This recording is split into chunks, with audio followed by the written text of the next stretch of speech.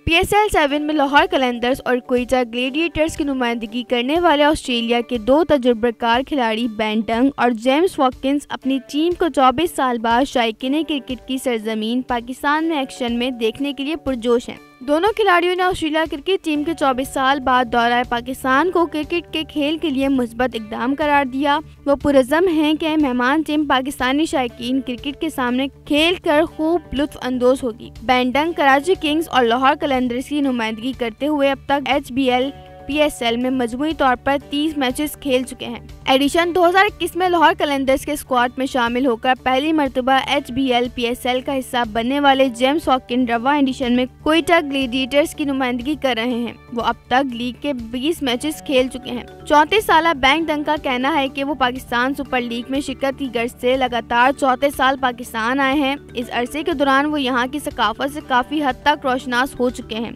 ताहम सबसे खास बात यहाँ क्रिकेट से बेहद मोहब्बत करने वाला मद्दाह है, जो क्रिकेट मैचेस देखने में बड़ी तादाद में स्टेडियम का रुख करते हैं। जेम्स वॉटकिंस को भी आइंदा माह शेड्यूल सीरीज में मयारी क्रिकेट और सनसनीखेज मुकाबलों की उम्मीद है और इनकी आरा भी बेन डंग से मुख्तलिफ नहीं है। इनका कहना है कि पाकिस्तान और ऑस्ट्रेलिया टेस्ट क्रिकेट की दो बेहतरीन टीमें हैं। पाकिस्तान के खिलाफ सीरीज ऑस्ट्रेलियाई खिलाड़ियों का इम्तिहान होगी। यहाँ के पिचेस भी ऑस्ट्रेलिया से मुख्तलिफ होंगी। उन्होंने मजीद कहा कि ऑस्ट्रेलिया क्रिकेट टीम आखिरी मरतबा 24 साल कबल पाकिस्तान आई थी। वो भी इस साल ऑस्ट्रेलिया अंडर 19 की नुमाइंदगी करने पाकिस्तान आए हुए थे। इस वक्त इनकी उम्र 14 साल थी। जेम्स का कहना था कि पाकिस्तान में क्रिकेट की वापसी जरूरी है। वो आज सारी दुनिया सफर करते हैं, लिहाजा इनके लिए पाकिस्तान आना भी किसी सूरत मुख्तलिफ नहीं है।